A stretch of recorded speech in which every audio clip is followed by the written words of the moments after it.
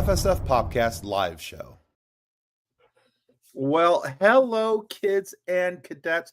Welcome to another FSF PopCast. No, John, we are not going to be late. It's a Festivus miracle. It is, really. There was potential. There's always potential that there is lateness that could be had.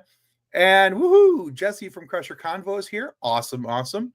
But Kitty Beverly is already asleep. Understood. So our cat, 7, not named after 7 of 9, but because he's polydactyl and has 7 toes, is sleeping out in the kitchen. So I have not had a chance to listen to or watch the latest episode of Crusher Convo podcast, but I understand it's kind of cool. They got some guests that they kind of wanted and sort of awesome. What was her name? This whole Gates McFadden. Maybe you've heard of her. Maybe. Possibly. Yeah, she was on this TV show. She was on that. She did that. She was a doctor on that one show, doing that one thing at that one place. So, but it is on my to listen list. Absolutely. So, yeah. It's also on my list of things to do, because if I'm going to listen to much, if I'm going to listen to a podcast about Star Trek, it's going to be Crusher Convo. That's my primary that I check out, and strongly encourage everybody to check out Jesse's work there at Crusher Convo. She's been on the show here a couple times. We really do enjoy having her here, and and love having her opinions when she pops in as well. And right back at you, kiddo. She's just awesome. But her show, and there's a couple other Trek shows I catch up to, but but hey, so tonight is what we like to call our happy hour. Kathleen is not here tonight, so that's why there's a big red X on Kathleen's face, because she's a voodoo head, and we didn't want her. No, just kidding. So she needed the night off. Kathleen needed the night off. She's had a week and a half, and she just needs some time. So we're giving her the night off, and so that way John can stay happily married. Yeah, Friday was our 10th wedding anniversary. She hasn't killed me. But when we spent Friday, Saturday, and Sunday with her family, like 180 miles from where we live, the driving and everything was it takes a toll. So it does. And then having to be a mom and the whole homeschooling thing and the stuff and there's the things and the stuff. And so because it is happy hour, as you would in most places where there's happy hour, I will be drinking this fine beverage right here, Jameson Black Barrel. I'm a big Jameson fan, and woohoo! So yeah, I'm still here in all capitals. I love that song from Treasure Planet, by the way. Let's see. Well, we got a whole bunch of comments to get back up to. Jesse said, it's weird from the outside. Howdy, Tim and John. How goes your weekend? Sorry about the Lions. Still one pride. Well, we lost four players last night on the Lions to season-ending injuries. Aleem McNeil tore his ACL. David Montgomery tore his MCL. Whatever happened to Kevin Dorsey's foot should not happen to any human being's foot. That dude's foot was on a merry-go-round. It was just spinning everywhere. It was rough looking. And then Carson Davis broke his jaw. So yeah. The NFL writers had it in for us last night. Ooh, but we still came back and kept it a game, 48-42. The Bills are just a really tough team. So, but they were having their own defensive struggles with injuries and all that stuff as well. And yes, Jesse, you have snuck some Trek into this world. I'm just sad that this week is the last episode of Lower Decks. It's the series finale. It breaks my heart a little bit. Yeah, it's not the season finale. It's the series finale. Yeah. Which stinks because that's honestly one of the shows that helped me get into Trek. Because I needed something to make it a little light, a little levity, and that did it for me. And it made me want to watch it. Jesse does say hi to Kathleen. Granzer also says watching a NASA accidentally detects an abandoned secret military base in Greenland. Not conspiracy. Interesting. Huh. Drayton. Shh, she's listening. She's always watching. Wait, Always watching, Wazowski. In memory of Kathleen, yes. Are you invisible? It depends. So yeah, Jameson Black Barrel. That's what we're working on. Jessie's got her water. I have water too. Exactly. I also have water. You know, got a Jameson with something. Love water on your whiskey. Fresh orange. Have you ever tried Jameson orange, by the way? I have not. I had that opinion of it till I tried it, and I was like, okay, this is delightful, and I need more. So, I have yet to have a good experience with flavored whiskey. Maybe I'm just picking the wrong ones. You're picking the wrong ones. But with that being said, I don't go into all flavored whiskeys being like, yay, flavored whiskey. I'm also very, very cautious. Yeah, Monty is out too, and like to bring it, put us on. Yeah, Yep. Ooh, still invisible. Who said that? Exactly. So yeah, we've got a lot of stuff to talk about tonight, and we're pretty excited. We're hoping to have a little bit of fun here tonight. Now, well, again, we're about 6 minutes in, but I do want to take just a quick second to thank our show partners. That, of course, is our brand new one, Bones Coffee. So down in the show notes down below, if you have not already checked out Bones Coffee, go to bonescoffee.com. I want to say it's, Bones, maybe even Bones Coffee. Anyway, the link is down in the show notes down below. Don't trust my memory. Go with what's typed into the show notes down below because that is actual and factual. If you type in FSF PopCast, you'll get 10% off of your order, and you'll get to have some fun there. Also, Fun thing. This is actually how Tim types. Well, there's a pinky in there every now and then too. Also want to say thank you to TCT, where fandom meets fashion. Really fun, nerdy merch company that we like to work with. Eddie AI, they help us with all our shorts and our videos, our reels, and things like that. And of course, Level Up Sabers, because it is always better to have a saber that's better than a stick. Guaranteed. So, guaranteed to be better than a stick. And then before we get into anything Star Warsian tonight, because that is the main direction of our conversation, just want to remind you that Trek Talks is coming up on January 18th, 2025. John Billingsley and Bonnie Gordon will once again be the hosts, and this all-day telethon goes to benefit the Hollywood Food Coalition, which really helps out people who are having a hard time and need to get some food. They're going to help out with that. But yeah, it's the Hollywood Food Coalition is amazing charity that John Billingsley works very closely with. And so right now we're working on a date to get John Billingsley and Bonnie Gordon to come on our live show. We're going to sit down with them. You guys will be able to ask them Trek questions. We're going to talk about Trek Talks, Hollywood Food Coalition, all of it, and reasons why you should be in attendance on that YouTube stream on January 15th. So there is that. And then as a reminder, because we are talking about mainly Star Wars tonight, as a reminder, on Thursday, we will have our Star Wars Skeleton Crew review, because episode 4 comes out tomorrow night, and that's only 26 hours away. And I think I can do it. I think I can. I'm excited. Episode 3 was amazing, and I need to see more of Kim, the cat owl thing, because she was awesome. Yep, I agree. Yep. I agree with myself. Now tonight we're mostly going to be talking about the movie The Last Jedi. Yeah, but because yesterday was the 7th anniversary, of the movie's release. Yep. But we can't acknowledge that movie's anniversary and release without acknowledging this movie's anniversary and release, because that's today, the 8th anniversary of Rogue One, which, in my opinion, is still it's in my top 3 of Star Wars movies of all time. That movie is just, from start to finish, the way that movie just goes and just the way it ends and makes me want to go. I need to watch the end of Rogue One and go straight into A New Hope, because that marriage there between those two movies is just chef's kiss. It's beautiful, beautiful, beautiful. Yeah, Rogue was so good. It is amazing, and I love how it's what they're doing with Andor to lead up to Rogue One.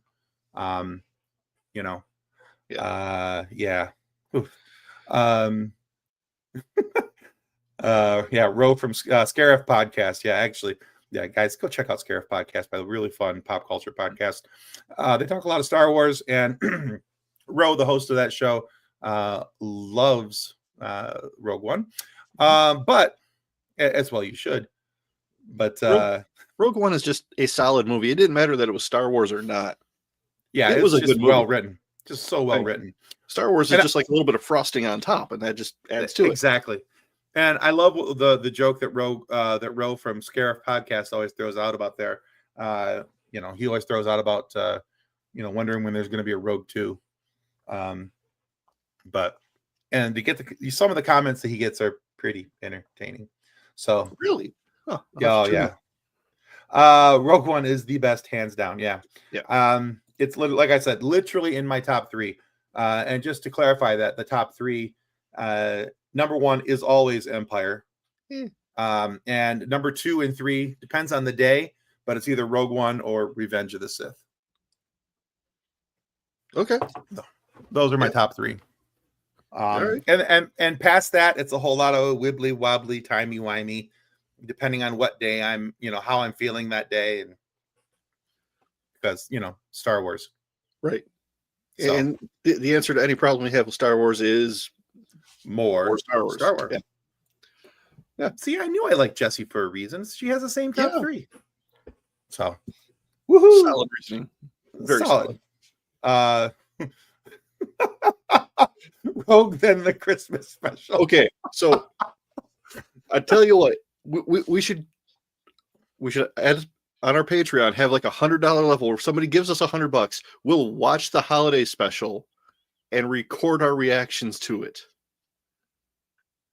And for $200, we'll do it sober. Yeah, it will not be a happy hour. That will be a sober hour and a half. Because I'm gonna need it to get through the B. Arthur dance number. That's a delight. The animation with the Boba Fett bit, that's what gets me. See, I can not worth the money.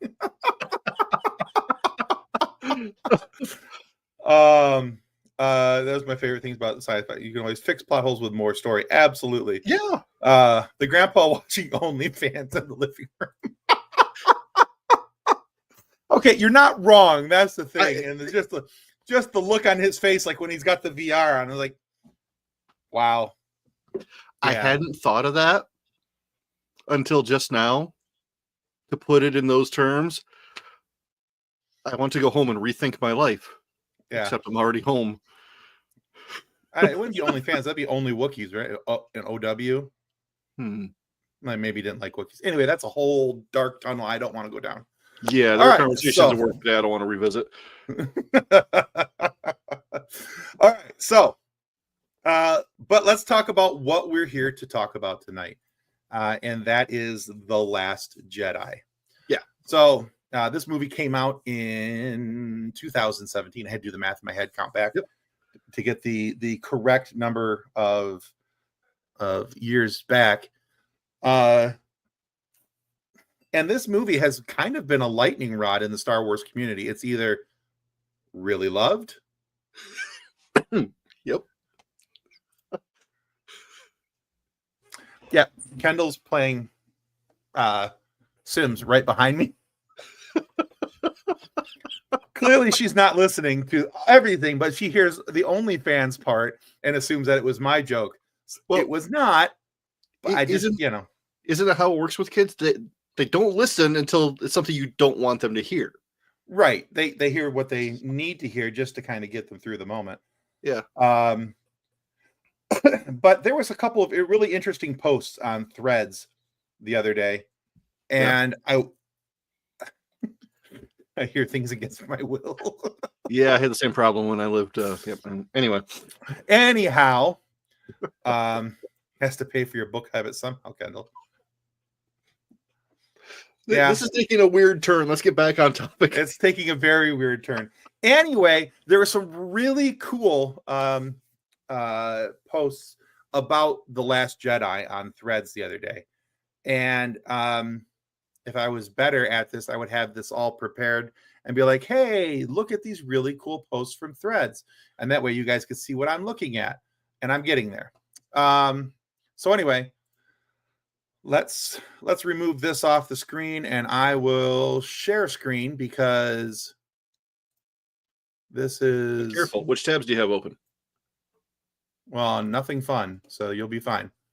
But anyway, so this is from Threads, and this is this guy named Tall Tales, and I really liked his point of view because there's nothing inaccurate about what he says, in my opinion.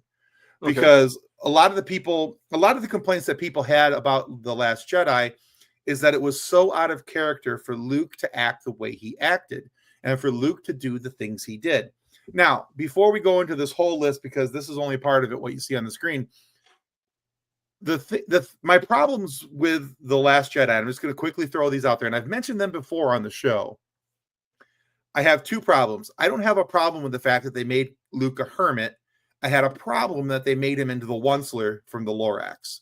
Come back tomorrow and I'll tell you more about the Force. That's how I felt with the whole interaction with him and Rey. Okay. It was kind of like the same thing over and over, just kind of repeating it. The same, come back tomorrow. Come back tomorrow. And then secondly, I know Leia has the Force. I know that she's, she could have been, should have been a Jedi should she wanted to have been a Jedi. She chose not to. Right. And I understand that, and I get that. I still hate the Mary Poppinsing back into the ship from outside of it. Yeah. I know there's reasons for it, and I get that. I do, but I have a really hard time with it. Past that, I don't have a problem with much of the movie. So my two problems are, in the beginning, the bomber squadron not being ordered back. Like, Leia's trying to order Poe, and Poe's ignoring her, but she could have ordered the bomber squadron back. Because they still had their communications on, theoretically, right? Right. So they could have just... And at the end, when Rey lifts all the stones at once, because until Kenobi, the series, we didn't see anybody else do that, and that was like on a scale beyond anything Yoda had demonstrated or any of the other Jedi who actually had decades of training and experience. Little things here and there, telekinesis, mind reading, whatever, I'm fine with. But I can do something no Jedi's ever done, that was a stretch. I get that. And only two. Yeah, honestly, those are my only two complaints. Yeah. And I think those are John's really only two complaints. But let's go through this list from Tall Tales. He said, apparently 7 years ago today, Star Wars The Last Jedi was released. This turned out to be a divisive movie for the fan base due to the way Luke acted. But as someone who has only consumed Star Wars through the visual media and never read any of the books, let me remind you what Luke did. When he met Yoda, he was impatient and angry at him. When he met Vader in his test on Dagobah, he struck first. He ignored both Yoda and Obi-Wan to rescue his friends. He ignored them again when he faced Vader. In his final confrontation with Vader, he only beat him through anger at the mention of Leia. He only stopped hacking away because the Emperor goaded him. Would he have stopped on his own? In The Mandalorian, he gave Grogu an ultimatum. Stay with him or go with Mando. Only a Sith deals in absolutes. So his final wrap-up was, yes, he was a good guy, but he wasn't perfect, and his actions in TLJ are not totally out of character. No. So here's my thing. I agree with all of those. Me too. All of those are because if you go back and you watch the movies and all those things, if you're going from just a visual media perspective, as he was, it's accurate. Now, and you and I have talked about this before. I never got into the Legends books. I never, there's a couple of them out there that I do like. It just wasn't for me at that point. Yeah. But yeah, but everything else I see about Luke, I'm going, yeah, this makes sense to me. Right. I mean, even the way the shot was framed with him standing over Kylo with his lightsaber was a callback to him standing over Vader with the same lightsaber. Yeah. And I don't know about you, but there are times when, even though I'm in my 40s, I will realize I'm saying and doing something the exact same way I did it 20, 30 years ago, or the way my dad did it, as much as I might have disliked the guy. It's muscle memory. Yeah, I catch myself in those moments. I see the faces of the people around me. I'm like, oh, wait, I done messed up, Ron. That's all Luke did. He was human.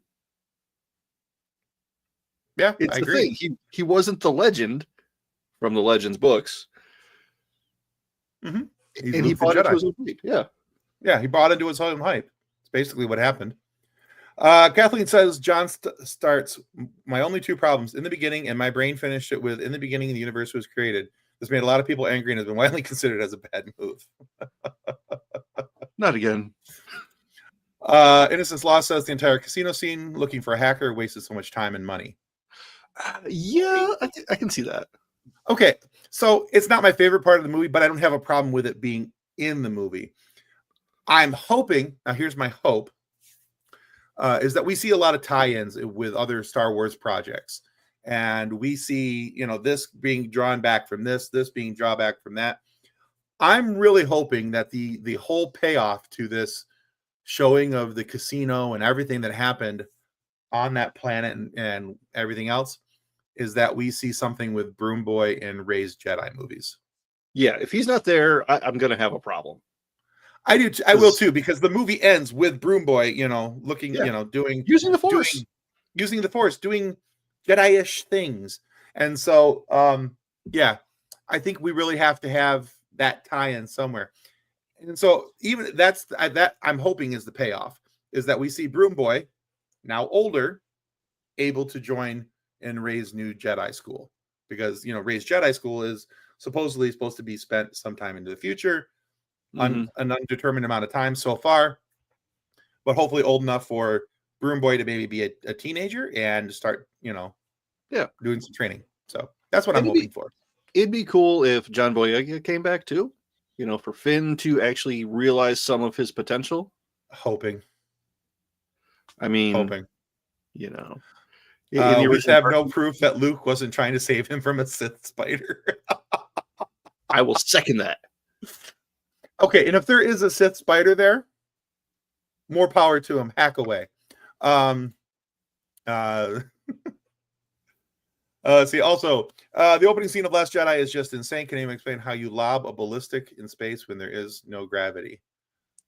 So, I vaguely remember somebody explaining this once, that there was artificial gravity inside the ship, which we can tell because people fall, objects fall, and that was used to start the momentum of the bombs falling out of the ship. And once they hit 0G, there was no resistance, and they just kept going. I could be wrong. I could be simplifying. I don't know.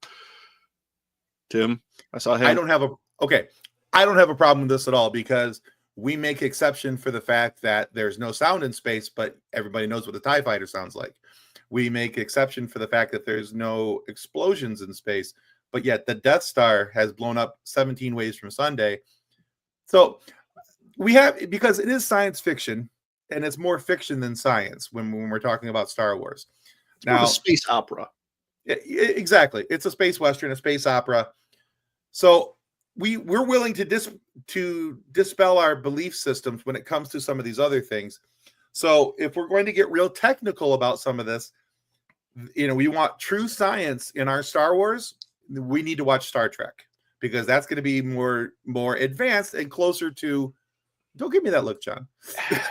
The Heisenberg compensators kind of stretches it a little bit, but anyway, it does.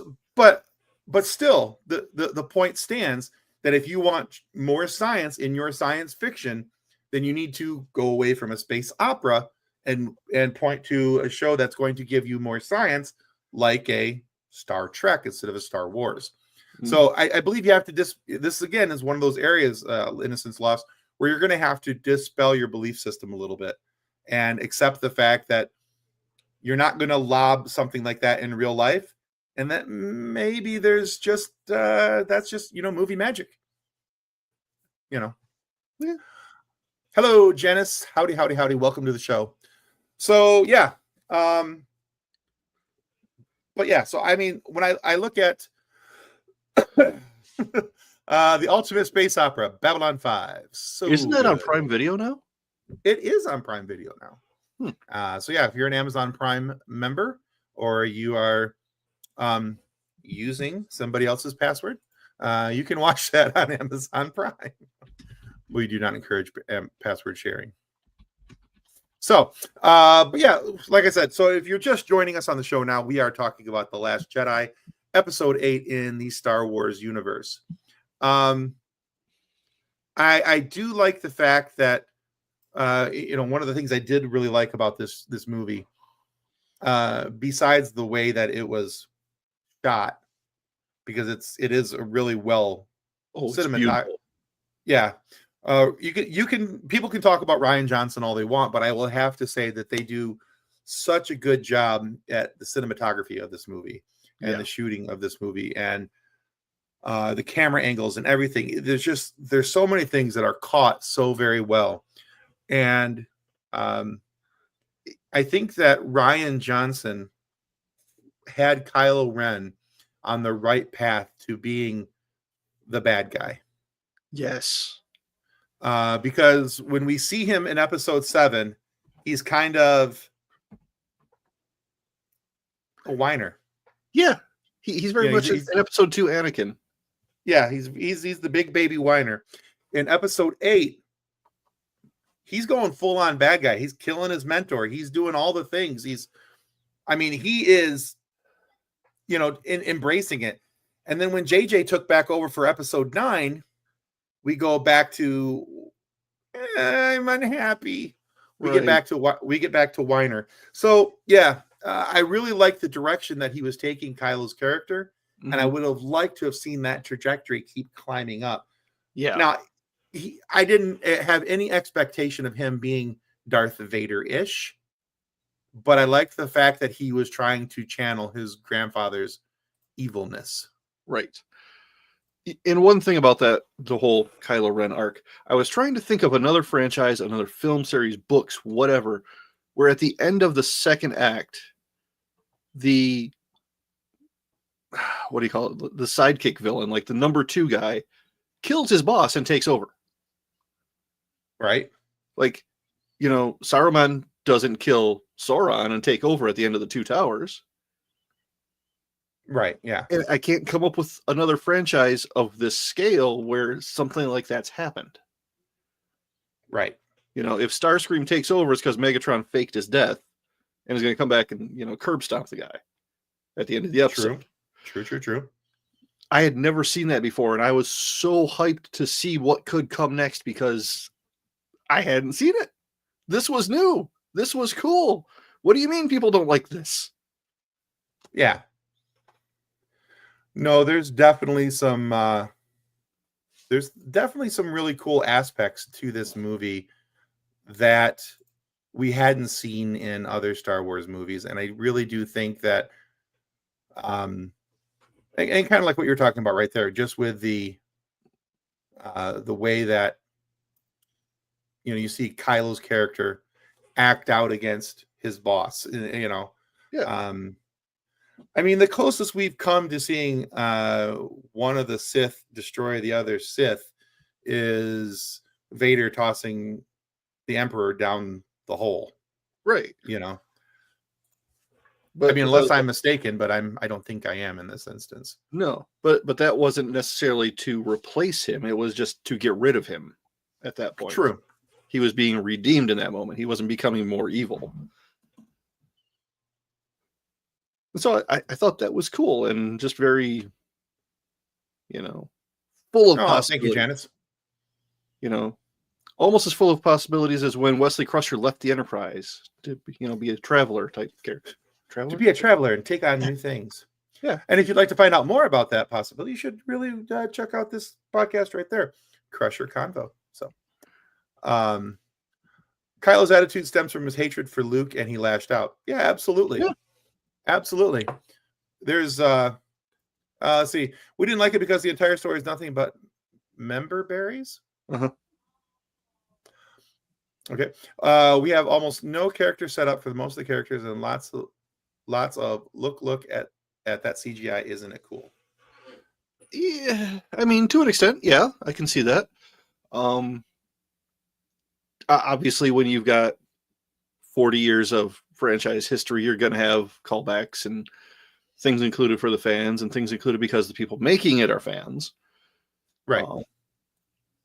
And when you have that much material to work with, yeah, there's going to be a lot of it.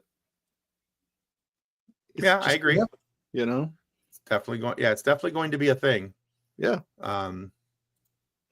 So, hold on. Sorry, I'm trying to do two things at once.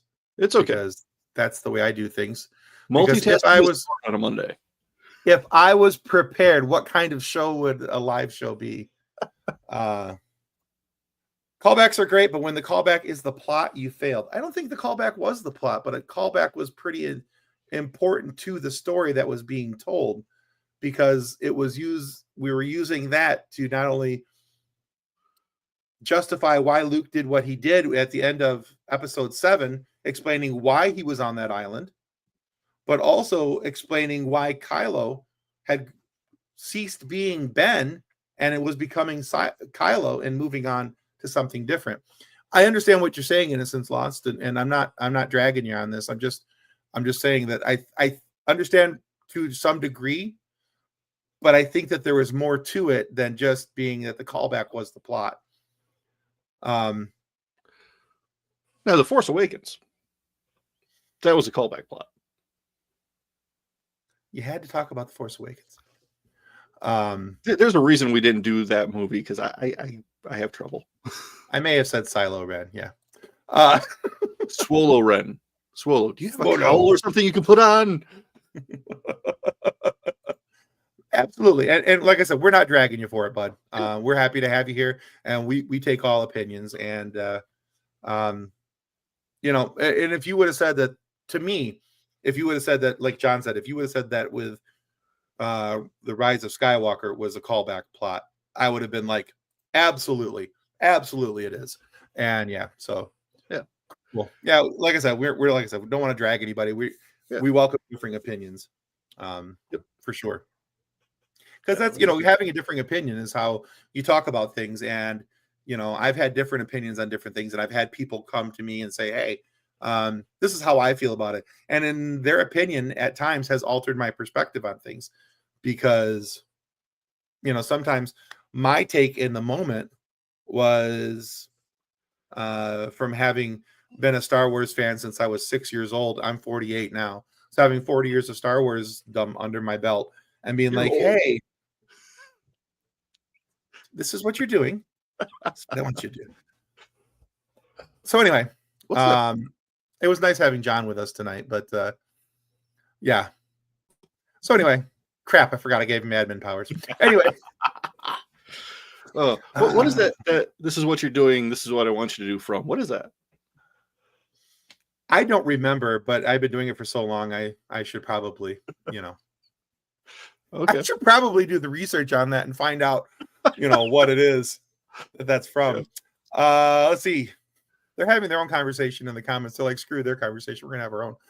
Did Wesley Crusher join the Maquis, or does he just sympathetic? Maquis. I like saying Maquis. Whatever. Philistine. I'm a Philistine. Wasn't it? Let's see. Maquis Wesley became a traveler, master of disguise. Is that what it's from? Okay. That's the same one with turtle. That's why I blacked it out. Okay. The best movie ever. No, that was the Troll Hunter movie you still haven't watched with me. I think John and I will both fight you on that one. Yeah. Wesley can time travel and basically has supernatural powers. Woohoo! Which is pretty cool. And Janice would agree. And she also says that we're very funny. Why, thank you.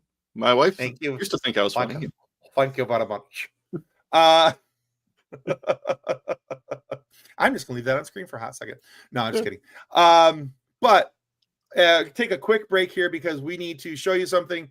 It's gonna be a lot of fun if I have it open properly. I probably don't, because why would I do things like that? But is this anyway? It is the thing.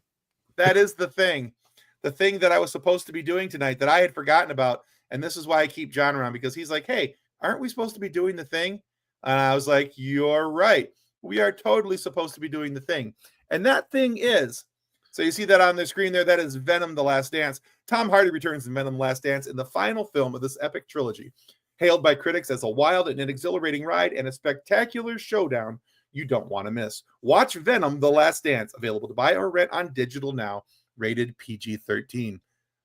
Here's the great things, guys.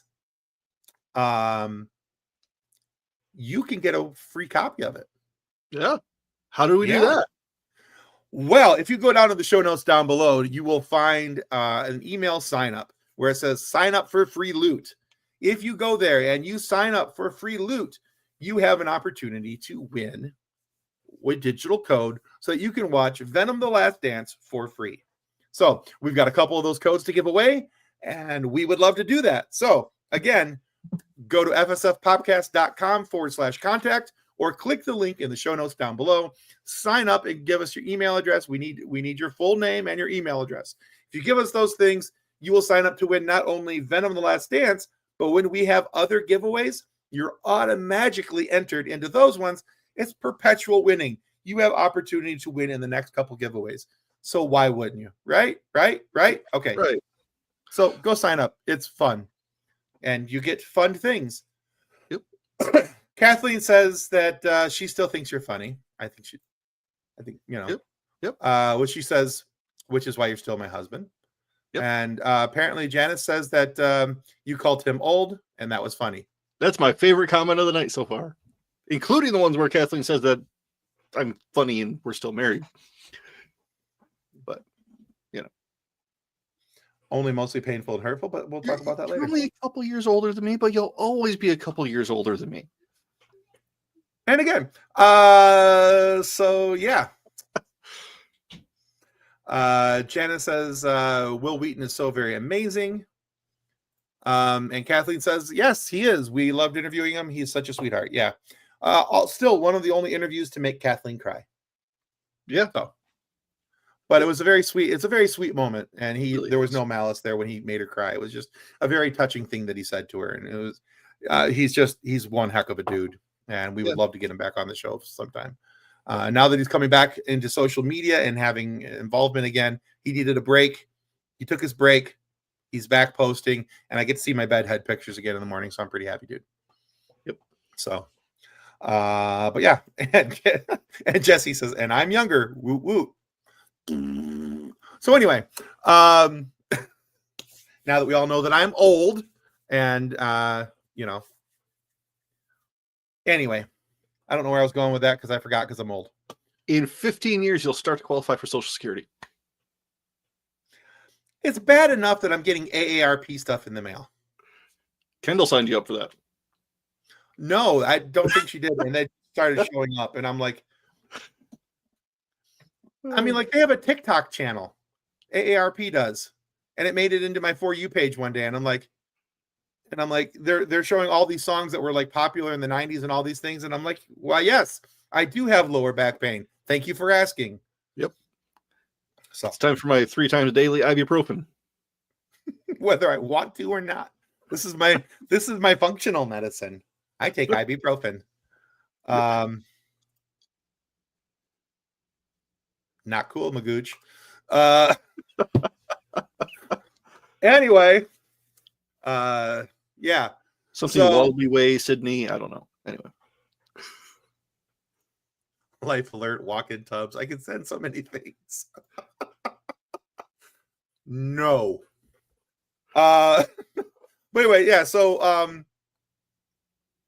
mean, there's going to be a lot of takes on The Last Jedi, and I think that you're always going to have people who are going to dislike it because, and that's fine. With as big of a fandom as Star Wars has, you're not always going to please everyone. That's an impossibility. It will never happen. You'll have people who like The Rise of Skywalker. You're going to have people who don't like The Rise of Skywalker. They do exist, John. I've talked to them. Yeah, I actually know a few that like The Rise of Skywalker as well. And, that's fine. I'm glad they enjoy something. Yeah. And that's the thing.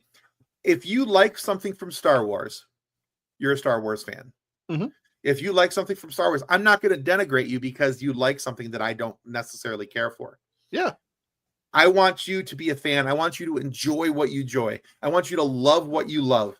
And because you know what? Here's the thing. If that one thing is the thing that you love, and that's the only thing that you're really hanging on to in Star Wars, that one thing is going to encourage you to watch this, to watch that, to watch that, to watch that. It's a snowball effect.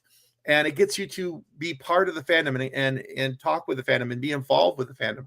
So, you know, why would I ever denigrate somebody for that? The AARP is a path to paying someone considered to be unnatural. Okay, so here's the thing. You don't actually have to be old to sign up for AARP, and you can get some really good discounts with it. I'm just saying, hypothetically. As long as you like dinner at 4:00, you can absolutely get some really great discounts. Early bird doesn't? gets the worm. Tim will soon say, I've fallen and I can't get up. That was actually about a week ago when I fell at the end of the driveway. So, oh, you poor old man living in Michigan. Dude, when you fall and you watch your feet go up above you in midair, I knew I was in trouble. Yeah. The only good thing about falling in winter is if you lay there for a minute, you kind of ice your back down automatically. Well, it happened immediately because when I fell and my hoodie slid down, so I landed almost, bare back on the ice. So that was fantastic. Yeah. Icebergs are no joke. Yeah. But so Janice, we would have never guessed. She has a crush on Will Wheaton. And why shouldn't you? He's a handsome feller. I get it. He's a handsome feller. Why wouldn't you? Yeah. So, his wife might have an exception to some of that, but, just saying. But, that's never stopped a crush before. It's never stopped us from getting an interview before either. Yeah. Fun fact, kids, if you want to start a podcast, don't email their wife at 3:00 in the morning. Just saying. Yeah. Just saying. Yep. Not that we know anything about that. We should really start a class on what not to do.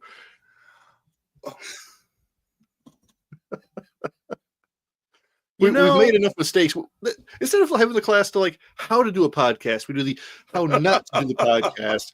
Pay us $50 and we'll show you all the mistakes we've made and how to not repeat them. There's so many podcast experts out there who are like, this is amazing. Look at all the cool things that we could do. And we're like, yeah, we're pretty stupid, so don't do this. We might be onto something here. We should talk after the show. It could be a thing. Granzier says Tim can't run away from the Michigan Dogman like he used to. Well, now, what does that mean? About 12 seconds in, what the predator sees after me running? That's about accurate. And if I'm running, you better be running because I'm only running if there's some danger. I'm only running if there's a taco truck. Which, by the way, this needs to be a thing. Needs to be a thing, okay? There used to be ice cream trucks that went through neighborhoods. Is that still a thing? But taco trucks. So in the area in which we live, ice cream trucks really aren't a thing, but I know in some of the bigger cities they are. Right. But you know how much money a roving taco and tequila truck would make? Playing the Mexican hat dance as it goes through the neighborhood? Just on a loudspeaker. Tacos and tequila. That's all I need. But yeah. The best part of waking up is ice in your butt crack. That's how Tim. No, that is not how I felt. No. Yeah. Yes, actually, Granzer, we're all from Michigan. John and Kathleen are from the east side of the state. I'm from the west side of the state. Except for Ben. Ben, who's not here tonight. Ben is from Alaska. So yeah, three of the four of us are from Michigan. So but yeah, and Janice says, I want to start a podcast like you. Well, we can tell you what not to do. Yeah. We're all up on that. And Janice is from California. Cool. So cool. Over here, too many buttons. Over here, the taco trucks are normally just out of some clubs after the clubs close. Yeah. Now we do have some food trucks in the area. A lot of barbecue trucks, and we recently got a taco truck down by my office. it's a problem. Yeah. The nearest good barbecue truck is like a half-hour drive for me. No, that one's about a 10-minute drive just in the opposite direction. The taco truck is literally a 2-minute drive from my office. Oh man. And it's authentic. These two really nice Mexican fellas work the taco truck, and it's just all authentic food, and it's just my mouth is totally not watering thinking about how good those tacos are. Watching episode 3 of the Skeleton Crew. Excellent. So much fun. So good. It's so good. And if you hadn't heard us before, you can join us on Thursday night, which we'll probably have to do it at 7:00 this week too, John, because I got to work till 6. 7. But 7:00 Thursday night, we'll review episode 4 because that comes out tomorrow. And I really, really, really want to see more of Kim, the owl cat lady. I know I said that earlier, but I want to say it again. Yeah, I know. Woo! Who? Yeah. See, I'm okay with the 7:00 start time because then I can take an after work nap. And then be ready for the show. Yeah. That's okay, Granger. I can't spell any day. So we'd take no. If it wasn't for autocorrect, we'd never know what Tim was texting us. That's probably also true. And sometimes, though, the autocorrect, it's a double-edged sword. Sometimes it helps. Sometimes it hurts. Sometimes it makes me say things I didn't Nintendo. Exactly. We were talking about a possible upcoming guest for the show, and their name, the only thing that they had in common with this person's name from Star Wars was that there was a V and a couple S's in it and a T, but it thought I was spelling Ventress, so it automatically auto-corrected to Ventress, which I think is still kind of funny. Yeah. They have taco trucks across from H's Tuesday. Ooh, there you go. Only if you bring some back for me. Nah, don't expect that. She said episode 3 was much more exciting than episode 1 and 2. Agreed. A lot more going on, and we're getting the story getting built up. I'm excited. Excited. Janice says, me and my dad are going to the event on January 18th, 2025. We'll see you all there. My dad said hi. Hello, Janice's dad. Hello, Mr. Rico. Yeah. But yeah. So anywho, now where were we? Well, we were kind of wrapping up the ideas or talk about The Last Jedi. And so basically, I really think that this is one of those movies that has grown on me. I had some issue with this movie in the beginning. John and I had talked about it, and we've been talking about this movie off and on for 7 years. And I think that I had some issues with it when it first came out. A lot of those have gotten resolved because, like it is with any other Star Wars project, give it time. More Star Wars helps answer questions. Yep.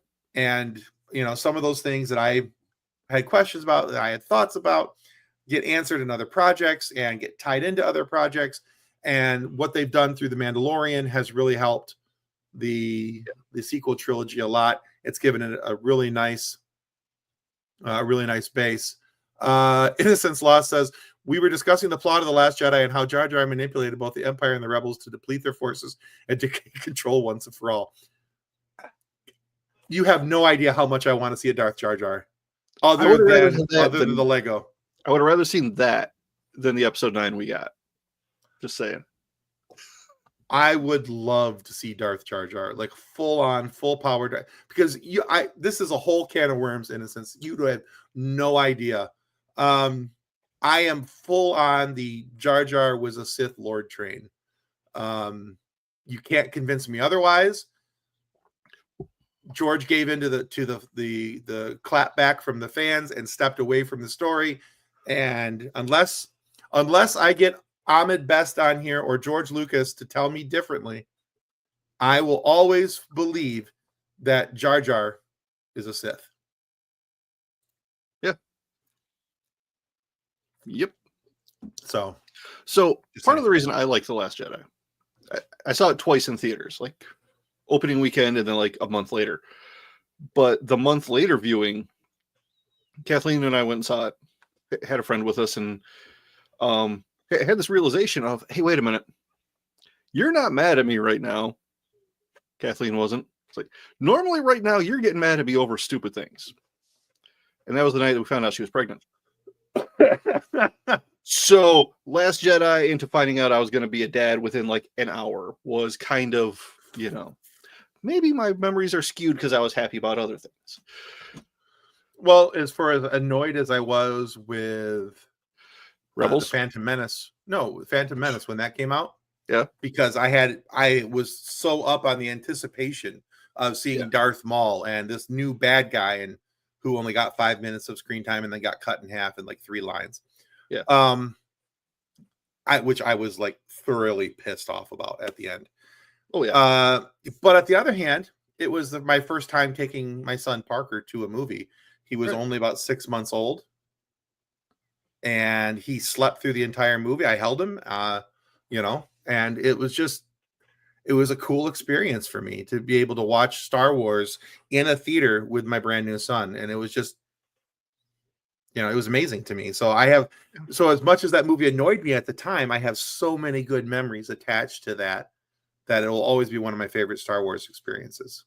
Yeah. So, and 7 years ago, we had just known each other for a couple of months. And at that point, you didn't even like Star Wars animation.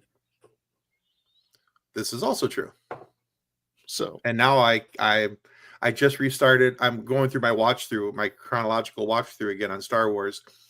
And I just started season 1 of Clone Wars again last night. And I was so happy to start that series again. So much fun. Because what I'm trying to do is I'm trying to get through all the Star Wars so that when Andor 2 lands in the spring, I'm ready to watch it. Ooh. I want to get through all of that to get up to that point. So when Andor season 2 episode 1 hits, I have just finished season 1 season finale. That's my plan. And then as soon as that ends, you can watch Rogue One, and then you can watch A New Hope. Exactly. And then I'm, right back through it. Okay. So, let's see. I like that plan. I like that plan. I missed a comment here from Granger. Granger says, not to change topics, but did any of you recall the UFO sighting that happened on the west side of Michigan in the mid 90s? I don't even recall that story. I mean, I grew up in West Michigan. So from the age of 6 on. We don't talk about that here. So yeah, I don't remember it at all, Granger. Sorry.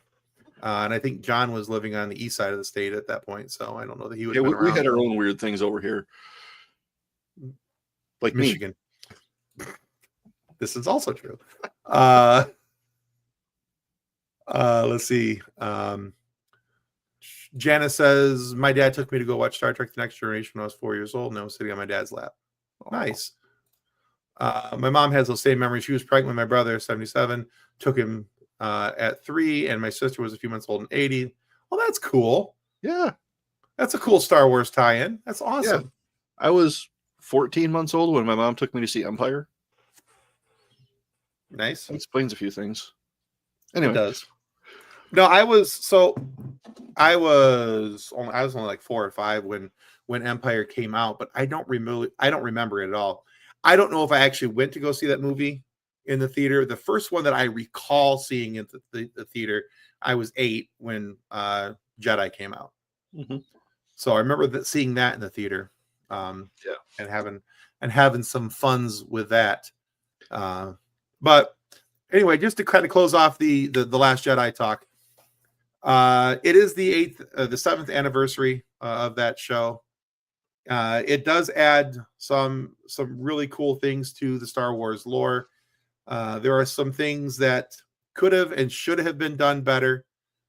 John talking about the movement of the rocks, me talking about the Mary Poppinsing and the like I said, I agree with Luke being the hermit. I just have a problem with him being the Onceler. But those kind of come down to, just in my opinion, to some degree, us being longtime fans, kind of nitpicking some of the things about it, and that's fine, because as a fan, you're going to be critical about the things you love, and that's absolutely okay. There's a difference, though, between being critical and just crapping on it to crap on it. Right. So, yeah, Like I remember like sitting in the theater, like when Leia gets sucked out into space before the Mary Poppins thing, be like, oh, Carrie Fisher died. They're just going to leave her body in space now, right? No, that's what I thought. Yeah. So I do. Was kind of heartless, but yeah. I was like, wow, that's kind of a. I'm like, they got to end the story somewhere, I guess. But I love the way that they wrapped it up. That's one of the big things about the Rise of Skywalker that I did like was that it was a beautiful send off for Leia, and I thought they did a really good job of closing that up. It was probably the high point of that movie, if I'm being honest. On March 8th, 1994, multiple individuals are reporting and sighting multiple UFOs in West Michigan, the United States. It was described as resembling flickering Christmas lights, consisting of 5 or 6 objects. There were 4 lights. Anyway, shaped or circled with blue, red, or white, green lights. Oh, that was a Star Trek reference. That's a Star Trek reference. I'm so proud of you. So just thought I'd ask. It was quite popular considering one of the moments that was actual evidence. Sorry, no need to apologize. Actually, I don't recall it at all. 1994, I would have been 17. Yeah, but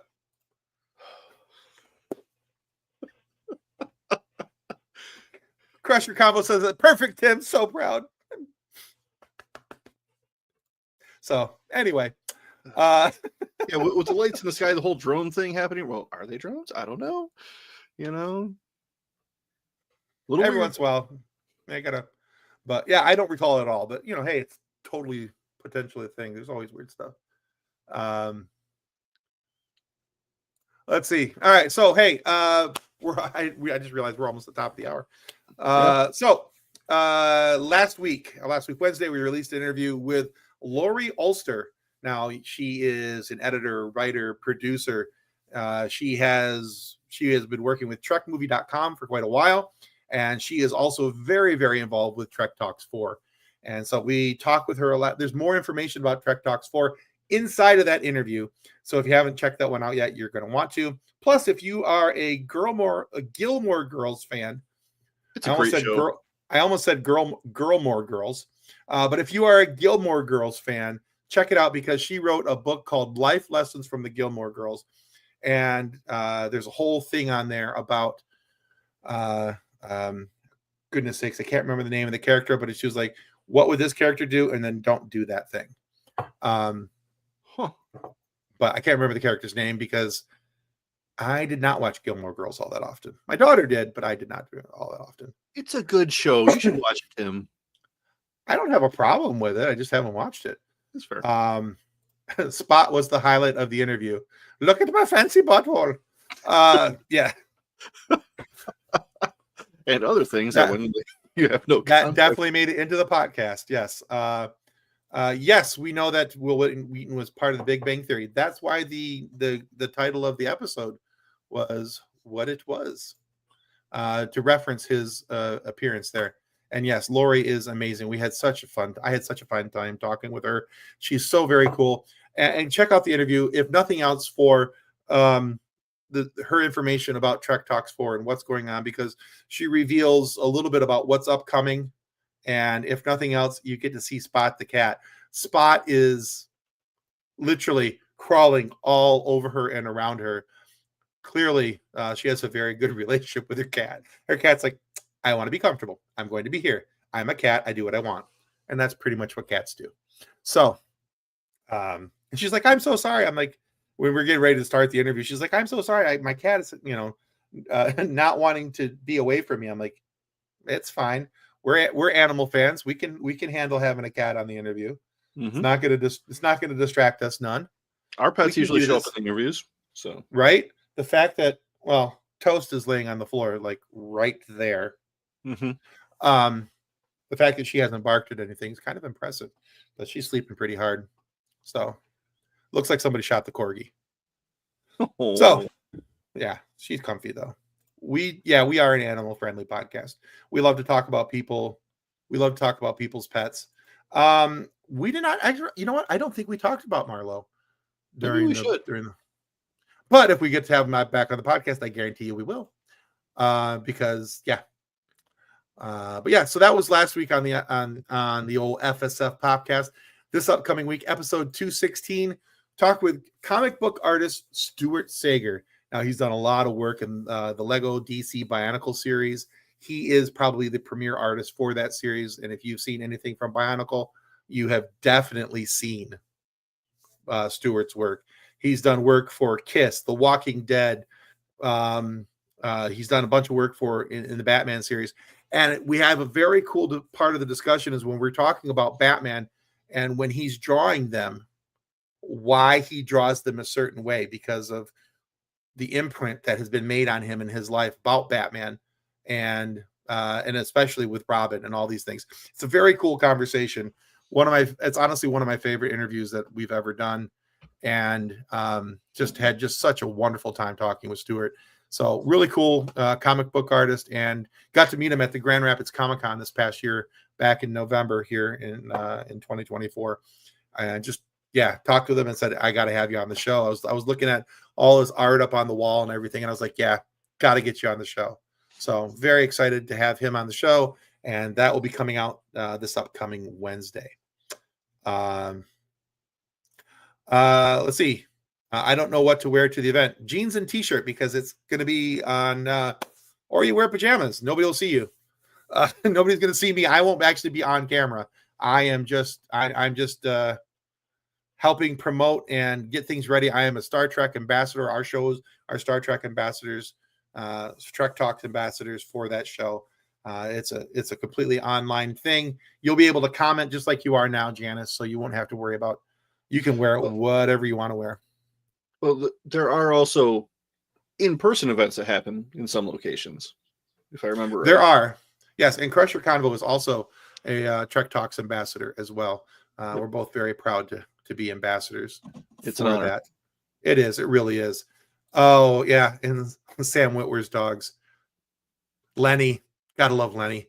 I love the fact, too, by the way, I love the fact that he gave his dogs human names. That just always amuses me.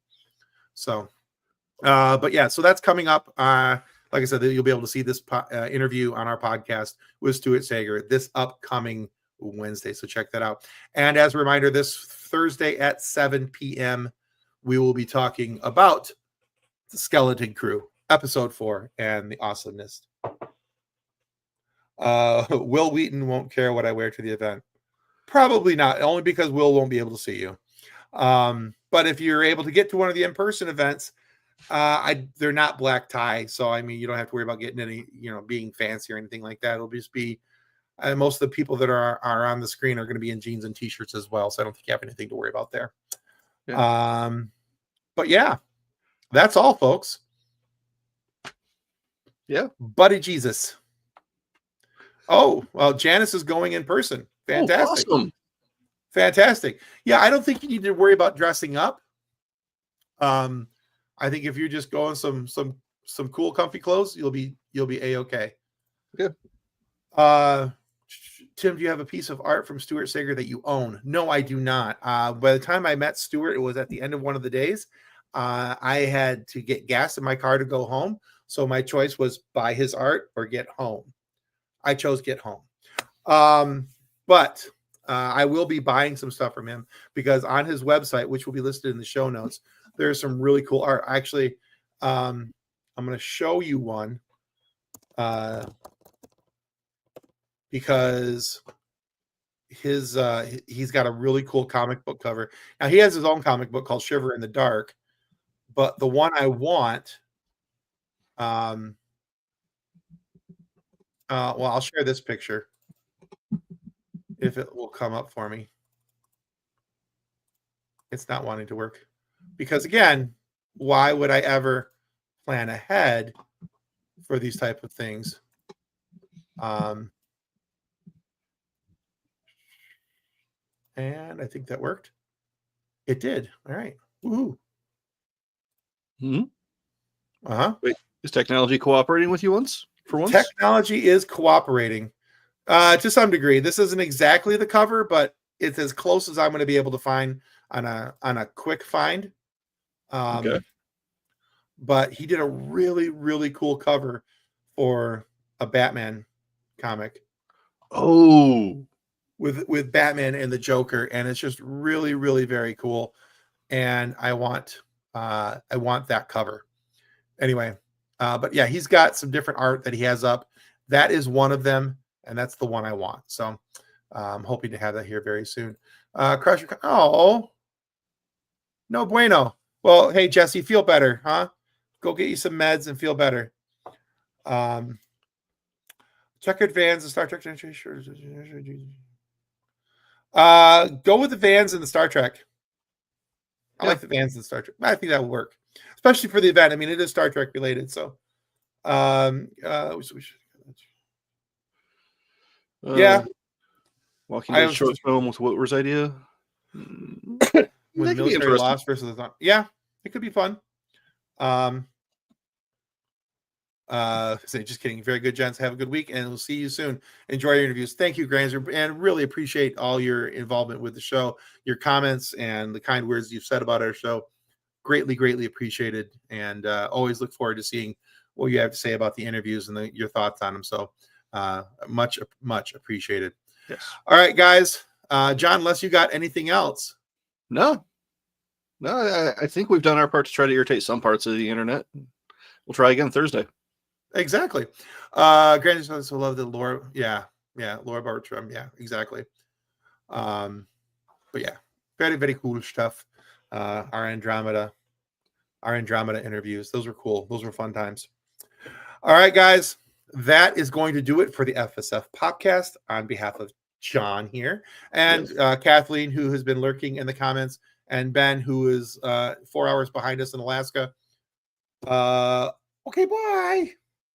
Get better, Janice. Yeah, feel better. And may the force be with you as you continue to live long and prosper. Bye-bye. Copyright 2024 FSF Podcast.